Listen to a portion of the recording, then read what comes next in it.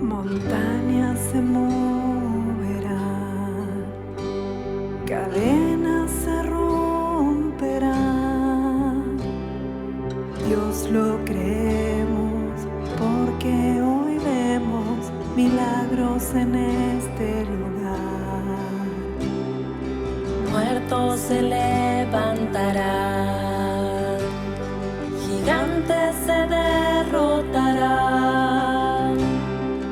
Dios lo creemos porque hoy vemos milagros en este lugar. Hay un mover aquí, vine hoy por ti. Hay un mover aquí, vine hoy por ti.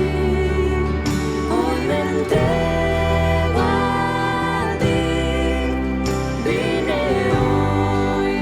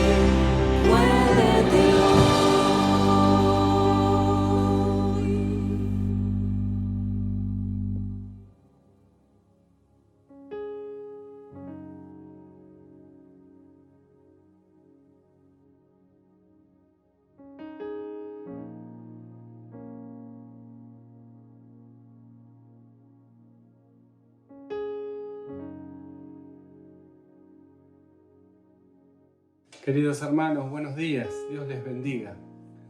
Damos gracias al Señor por su vida y por su Espíritu, por el cual nosotros hoy podemos decir que somos hijos.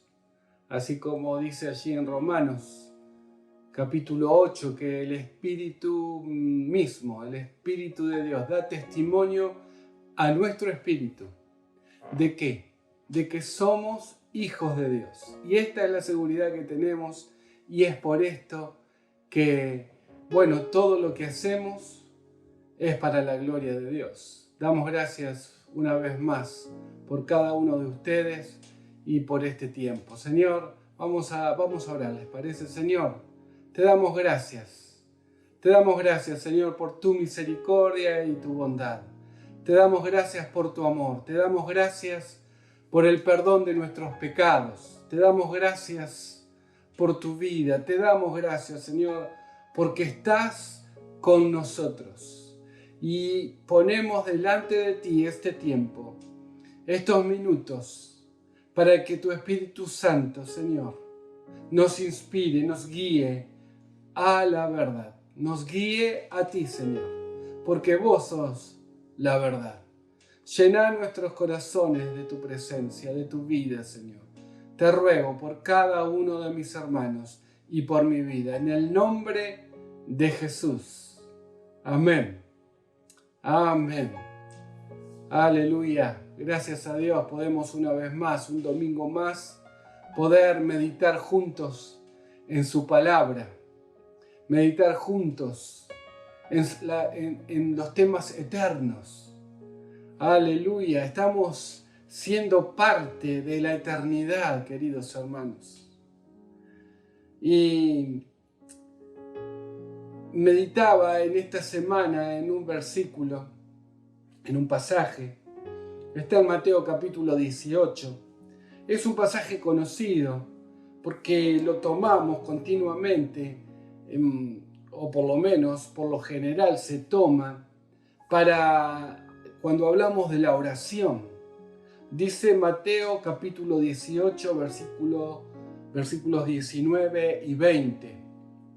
Además les digo que si 2 de ustedes se ponen de acuerdo sobre cualquier cosa que pidan aquí en la tierra, les decía Jesús a sus discípulos, les será hecho por mi Padre que está en los cielos. Versículo 20. Porque donde están 2 o 3 reunidos en mi nombre, allí estoy yo en medio de ellos. Y digamos, hace unos años esto pasó a llamarse como el poder del acuerdo, ¿no? Y pensaba en estos días, en este pasaje y en lo que esto disparó en mi corazón y en mi mente. Pensaba, en primer lugar, que esto no es una fórmula mágica, ¿no? Los seres humanos, en general, estamos acostumbrados a tratar de tomar ciertos atajos y hacer de ciertas situaciones o de algo que funcione en algún momento como la fórmula mágica. Y esto no es una fórmula mágica. No es que, nos ponemos de acuerdo 2 y, esto va a ser hecho por Dios. Esto es algo más profundo que el solo hecho de ponerse de acuerdo con el otro. Lo que hace posible lo que estos versículos y lo que el Señor quiere transmitir no es solo hecho, no es, como decía, no es el solo hecho de ponerse de acuerdo, sino que en primer lugar lo que se desprende de estos 2 versículos es que lo que hace posible que el Señor, nuestro Dios, el Padre, haga lo que 2 personas se ponen de acuerdo es que, en primer lugar, estas 2 personas se reúnen en el nombre del Señor. Entonces, el primer punto es que estas dos personas se reúnen en el nombre del Señor. Y lo segundo es que al reunirse en el nombre del Señor, el Señor, por medio de ese Espíritu, viene y de alguna manera se pone en medio de ellos y es testigo y es guía de este acuerdo. Pensaba en primer lugar que cuán importante es algo que sabemos, pero cuán importante es la presencia del Señor en medio nuestro. Cuán importante es. No podemos pasarlo por alto. Siempre y cuando nos juntemos, nos reunamos. Aún en este tiempo cuando nos reunimos en forma virtual, por medio de alguna comunicación, sea Zoom, sea Jitsi, sea WhatsApp, sea Meet, lo que sea. Aún cuando no existía esto y uno podía levantar el teléfono y orar juntos por teléfono, cuán importante era y es estar conscientes de que el Señor está en medio nuestro. La persona de nuestro Señor Jesucristo, por medio de su Espíritu Santo, actúa como factor de unión, como un factor de acuerdo. ¿Y cómo es posible esto? Cuando me llamó la atención en el Espíritu este pasaje que tantas veces hemos leído, hago lo que siempre hago cuando algún versículo me llama la atención. Comienzo a orar y digo, Señor, ¿qué es lo que querés decirme? Y empiezo a ver cuáles herramientas tengo como para empezar a averiguar un poquito más. Y lo que descubrí es que lo que se traduce como se ponen de acuerdo, lo que se traduce, decía, como se ponen de acuerdo, es una palabra que en sus distintas formas es digamos, es lo que luego se tradujo como sinfonía. En particular, en este pasaje, la palabra es sinfoneo o sunfuneo. Perdón,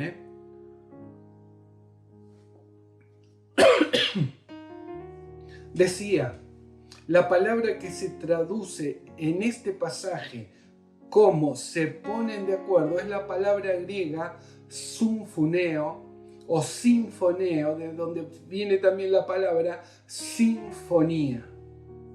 ¿Y qué es esto? ¿Qué es sinfonía? ¿Qué significa? Sinfonía es sonar junto con otro, de acuerdo, tener armonía, ser armonioso, estar de acuerdo, acordar, sonar en conjunto. Acordar, sonar en conjunto. Pueden ser dos instrumentos distintos, pero acuerdan una forma de ejecutar una melodía y acuerdan el sonar en armonía. Esto es lo que se conoce como sinfonía. Interesante poder explorar un poquito más esto. Podríamos decir, de acuerdo a esto, que ponerse de acuerdo es posible si todos nos ponemos bajo las órdenes de un director de orquesta. Pensemos en una orquesta, pensemos en la ejecución de una sinfonía. Hay tantas sinfonías de Beethoven, de Mozart, de Mahler, bueno, de tantos otros. Y estas sinfonías son ejecutadas por grandes orquestas, aunque también pueden ser ejecutadas por orquestas de menor cantidad de instrumentos, pero aún así varios instrumentos.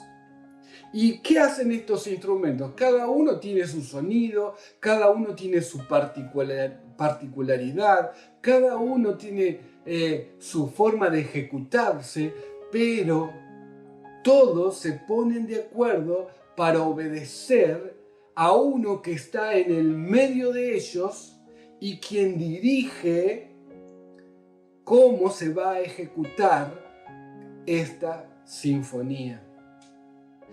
Es el director, ese director de orquesta que está en medio de esa gran cantidad de instrumentos, quien hace posible, claro está, si los instrumentos le obedecen, que esa obra musical suene armoniosamente. Y qué lindo es escuchar, por lo menos a mí me gusta mucho la música clásica, qué lindo es escuchar una sinfonía con cada sonido, con cada particularidad.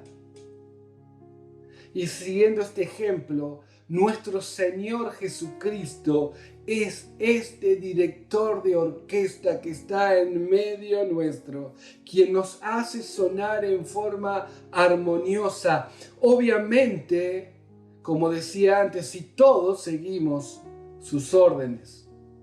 No hay otra manera de estar de acuerdo. No hay otra manera de ponerse de acuerdo. Es el ejercicio de dejar de lado lo mío, lo personal, y buscar la guía del Señor. Y entonces su Espíritu nos guiará a estar de acuerdo, nos guiará a la verdad. Y entonces es mucho más sencillo. ¿Qué necesitamos?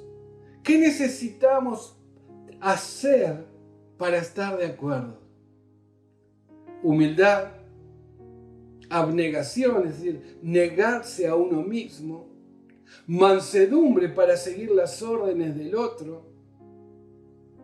Bueno, podríamos seguir diciendo características. En definitiva, vemos que lo que necesitamos para estar de acuerdo es estar llenos del Espíritu Santo. Y entonces el fruto del Espíritu Santo sale a luz y nos damos cuenta entonces que es posible estar de acuerdo.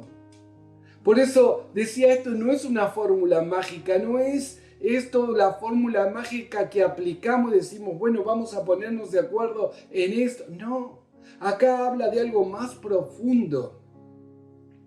Habla de estar de acuerdo en el Espíritu, porque el Señor está en medio. Es cada uno dejar lo personal y cada uno individualmente escuchar la voz de ese director de orquesta que está en el medio. Y entonces, si cada uno puede escuchar esa voz del director, esa guía, entonces el acuerdo es posible. Qué maravilla es poder experimentar esto. En Mateo 28:20, cuando el Señor envía, es lo que se conoce como la Gran Comisión, finaliza diciendo, y recuerden, no se olviden, recuerden, yo estoy con ustedes todos los días hasta el fin del mundo. El Señor está en medio nuestro, está con nosotros, para que nosotros podamos experimentar en todos los órdenes de la vida esta posibilidad, esto de estar de acuerdo con otro. Ahora, obviamente para estar de acuerdo con otro, el otro tiene que también tener al Señor. Esto es parte de los requisitos, diríamos. Es decir, necesitamos ser conscientes de que somos parte los unos de los otros, necesitamos pensar en qué es ser iglesia. Por eso este versículo me disparó en mi corazón el hecho de qué significa ser iglesia.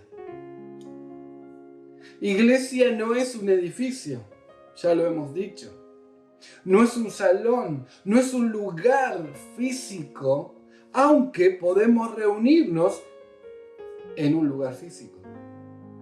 La iglesia no es una reunión social, no es una reunión de un club. Aunque cuando nos reunimos parece ser muchas veces, porque hay camaradería, hay amor, hay chistes, hay alegría, hay cosas compartidas, pero no es solo una reunión social. Es más, como en este tiempo estamos lejos de reunirnos socialmente, vernos, pero aún así seguimos siendo iglesia. La iglesia tampoco es un encuentro de amigos, aunque cuando las relaciones entre los hermanos se profundizan, se entablan profundas amistades. La iglesia es mucho más que esto. La iglesia no tiene que ver con afinidades, porque tal vez yo solo me junto con aquellos que son más afines conmigo, que tienen mis mismas, qué sé yo, somos del mismo club de fútbol, nos gustan las mismas cosas. No, la iglesia no es esto. ¿Qué es ser iglesia? ¿Qué es la iglesia? En definitiva, tiene que ver con esto que habíamos empezado a meditar. La iglesia es un grupo de personas que han sido llamadas a salir del mundo, del sistema mundo, y venir a Cristo. Es decir, salir afuera del mundo y reunirse con Cristo, y donde Cristo es el centro de esta congregación, de esta asamblea, de esta reunión. Esto es ser iglesia. Esto es iglesia. La iglesia entonces es un grupo de personas que han sido llamadas a salir de un lugar para venir a reunirse en otro lugar alrededor de una persona que es Cristo, nuestro Señor, nuestro Rey. Lo que nos hace iglesia entonces, ¿qué es? Es que Cristo sea el centro de nuestro ser. Es que Cristo sea el centro de nuestra vida. Podríamos decir que no existe iglesia si Cristo no está en el centro. Cuando Cristo es el centro de nuestras vidas, es sencillo ser iglesia. Porque el Espíritu Santo de Dios, el Espíritu de Cristo, es el que nos guía, porque está en nosotros, es el que nos guía o nos atrae como un imán de gran potencia a unirnos a Cristo, a unirnos al centro. Y a los que tienen el mismo sentir, el mismo espíritu. Imagínate, tal vez, una gran mesa con una gran cantidad de limaduras de hierro, de pedacitos de hierro distribuidas por toda la mesa. Cada uno, digamos, teniendo un sentido X, haciendo, entre comillas, su vida.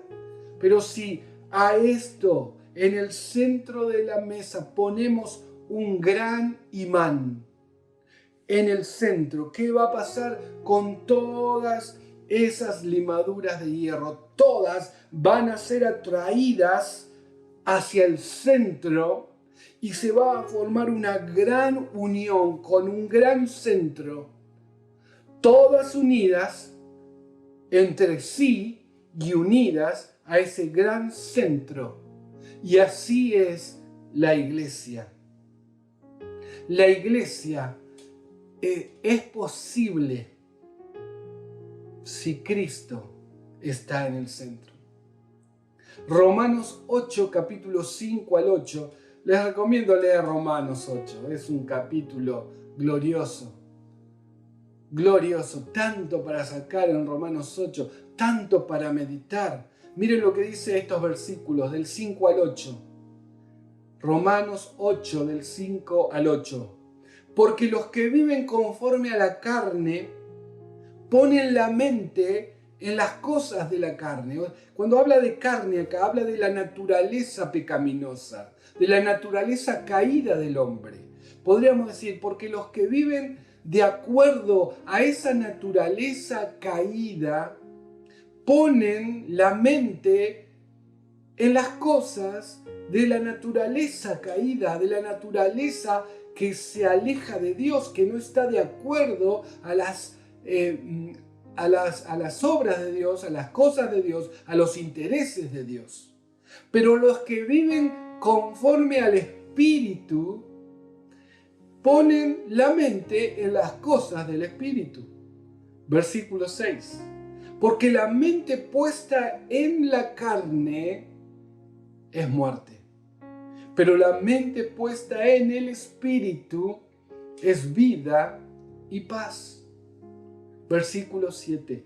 La mente puesta en la carne es enemiga de Dios, porque no se sujeta a Dios, ni siquiera, ni siquiera puede hacerlo. Es decir, la mente puesta en las cosas de la naturaleza caída se convierte en una mente enemiga de Dios, porque no puede sujetarse, no puede obedecer, no está en su naturaleza obedecer a Dios. Dice, y los que están en la carne no pueden agradar a Dios. Acá tenemos dos clases de personas. Aquellos que viven siguiendo los intereses de su naturaleza desobediente a Dios. Y aquellos que son guiados por el Espíritu. Cuando vivimos en nuestras fuerzas, cuando vivimos, digamos, siguiendo nuestros deseos, nuestros intereses son meramente humanos, personales, egoístas. Y estos intereses nos llevan a la muerte espiritual. Pero cuando vivimos llenos del Espíritu, nuestros intereses, todo nuestro ser apunta a los intereses del Espíritu Santo. Y entonces podemos experimentar, como dice acá, vida espiritual y paz. Y podemos entonces experimentar la gracia de vivir y ser parte del cuerpo de Cristo, que es la iglesia. Cuando Pablo le está hablando a una iglesia donde había muchas dificultades, les dice, porque entre ustedes hay disensiones, problemas y todo eso. ¿Pero por qué hay eso? ¿Por qué hay eso? Porque ustedes están viviendo de acuerdo a su carne, a sus intereses individuales. Y en Romanos 8, 12 al 14, seguimos leyendo unos versículos más abajo, dice así, Romanos 8, versículo 12. Así que, hermanos, somos deudores no a la carne para vivir conforme a la carne, porque si ustedes viven conforme a la carne, habrán de morir. Pero si por el Espíritu, ese Espíritu de Dios que ha venido a morar en nosotros cuando nos hemos entregado al Señor y nos hemos bautizado, el Espíritu de Dios viene a morar a nuestras vidas. Y cuando le dejamos que Él llene todo nuestro ser, Dice, pero si por el Espíritu hacen morir las obras de la carne, ¿qué va a pasar? Vivirán. Porque todos los que son guiados por el Espíritu de Dios, los tales son hijos de Dios. Acá hay otro estilo de vida. A veces anteponemos nuestros intereses personales a los intereses de Dios. Y esto nos lleva a la muerte, dice aquí. Pero, ¿cuál es la llave para vencer nuestra carne, para vencer nuestras debilidades, para vencer nuestro egoísmo, para ser abnegados, para ser humildes, para ser mansos, para poder experimentar este acuerdo con el otro y ser parte práctica de su iglesia? La llave, el secreto es vivir llenos del Espíritu Santo. Por eso este pasaje, este versículo que Jesús les dice a sus discípulos de ponerse de acuerdo y de que el Señor está en medio de ellos, es mucho más profundo que solo, pensar en la oración. Es como hace un tiempo se ha dicho, vivir el cielo en la tierra. A partir de un libro de nuestro hermano Bill Johnson, se disparó esta frase, vivir el cielo, experimentar el cielo en la tierra. Y claro, allí el hermano, en base a este pensamiento y en base al Padre nuestro, venga tu reino, hágase tu voluntad como en el cielo, así también en la tierra, habla de vivir una vida de poder sobrenatural. Y también, permítanme agregar, es vivir en el amor de Dios, es vivir en el acuerdo, es vivir experimentando la gracia de Dios como una sinfonía eterna, como una sinfonía que comienza a ejecutarse aquí en la tierra y va a seguir por toda la eternidad, porque sabemos este mundo está lleno de disensiones, de cosas enfrentadas. Pero ¿qué nos dice el Señor? Que cuando lleguemos a su presencia ya no va a haber más enfermedad, ya no va a haber más aquello que nos ata al ser humano, sino que vamos a ser glorificados y vamos a ser como Cristo. Y el ser como Cristo es también vivir en su amor, vivir en su gracia, vivir de acuerdo con el otro, pensando en la necesidad del otro más que mi necesidad.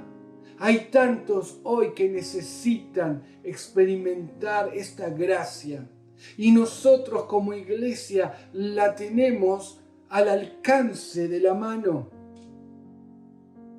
Uno que ha tenido en este tiempo, en estos últimos meses, la posibilidad de estar con uno, de estar con otro, uno puede experimentar cuánto bien hace al otro mostrar un poquito de amor de Dios. Mostrar un poco de la gracia de Dios. Al dar, permítame, un vaso de agua. Al dar algo de Dios, una palabra de aliento, una ayuda. Y yo sé que cada uno de nosotros tenemos el mismo sentir y tal vez en este tiempo no podemos hacerlo como quisiéramos, pero está bien poder meditar en cómo llevarlo a cabo aún en este tiempo para seguir experimentando la maravilla de ser iglesia, de poder ser esos ejecutantes de esa sinfonía eterna, ese poder del acuerdo en el Señor. Juan capítulo 17 es la oración que el Señor hace antes de ir a la cruz y ora por nosotros. Es una oración que el Señor está haciendo por nosotros. Qué maravilla pensar que el Señor en ese momento, en el huerto de Getsemaní allí, Él estaba orando por vos y por mí. Él estaba orando por sus discípulos.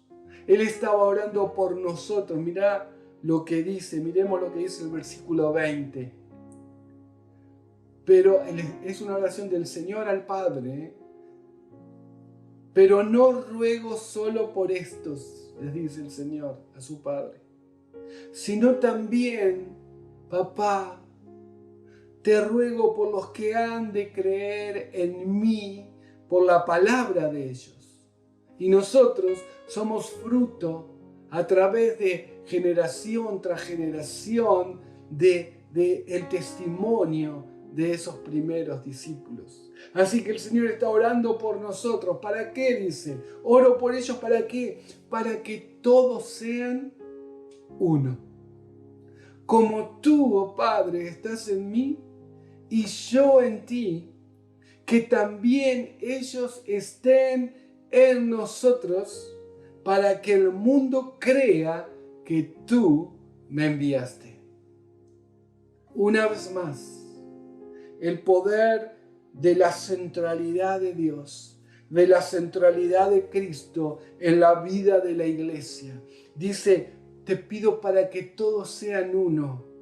Como tú, Padre, estás en mí y yo en ti, entonces te pido que ellos estén en nosotros. Hay un poder de atracción, de unidad en el Señor. Y entonces esa unidad va a producir ¿qué? Que los otros crean en el Señor. Miren cuánto poder hay en el ponerse de acuerdo, en el ser iglesia, en el dejar de lado nuestros egoísmos, nuestras situaciones personales.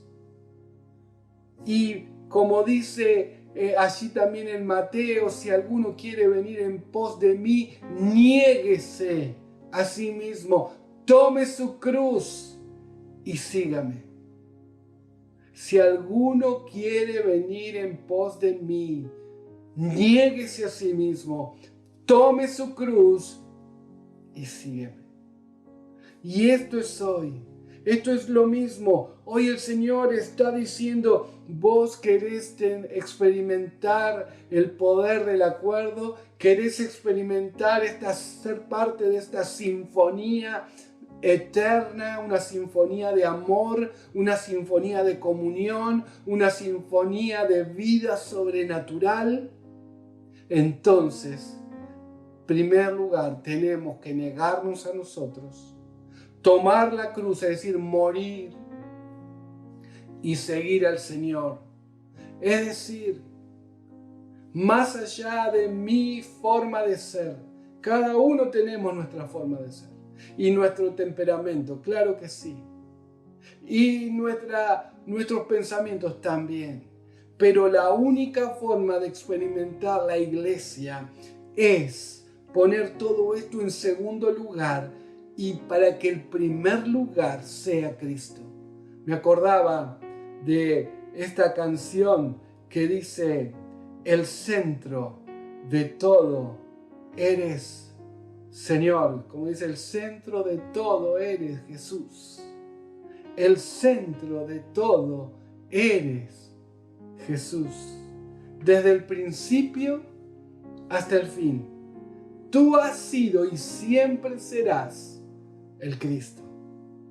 Tú eres el centro. Y dice la canción, nada importa más que tú. Todo el universo gira en pos de ti, Jesús. El centro eres solo tú.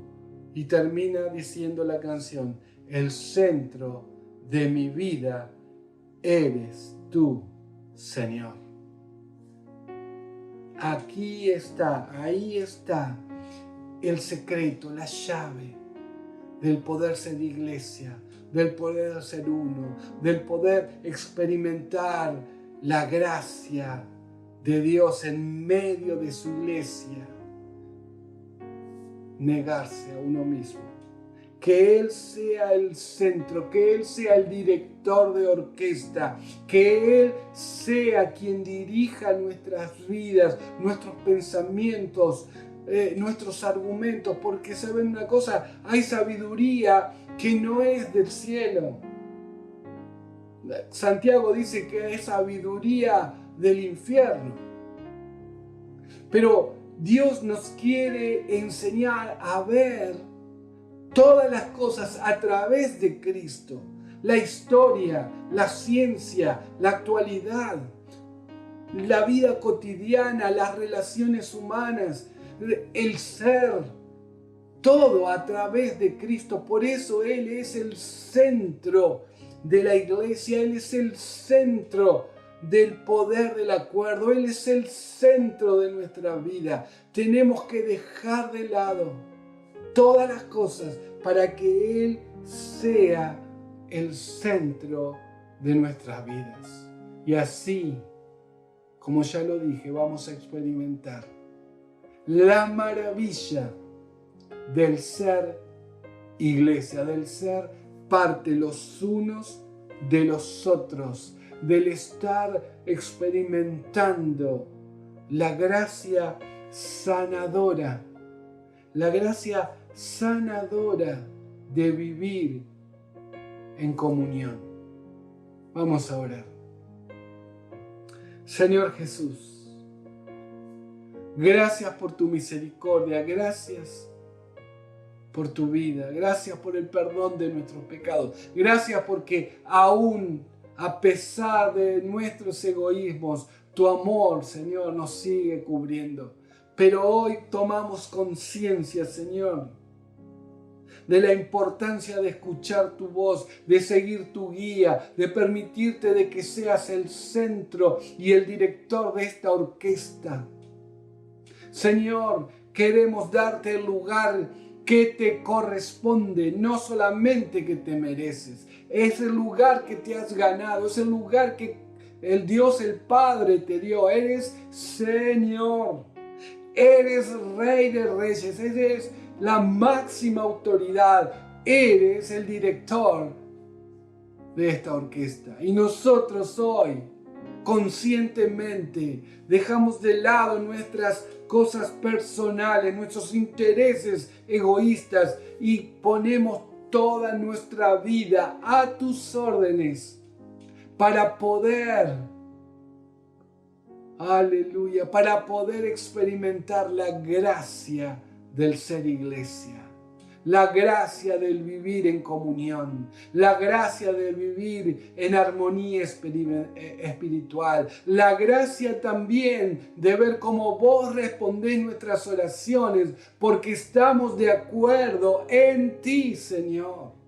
Oh, papá, cuánto hay que tenemos que aprender y queremos hacerlo, Señor, en este tiempo. Bendecí a mis hermanos, a cada uno de ellos.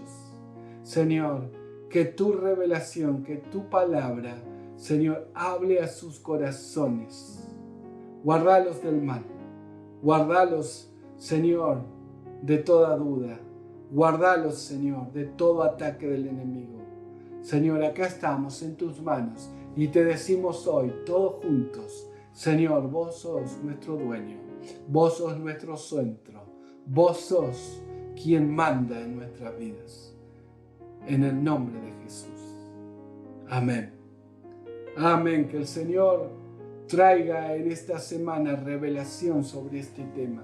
Que el Señor traiga en esta semana aún más de lo que hay en su palabra para tu vida y mi vida. Te recordamos que los miércoles a las 8 de la noche tenemos un encuentro virtual, online, para orar los unos por los otros, para buscar juntos al Señor. Dios te bendiga.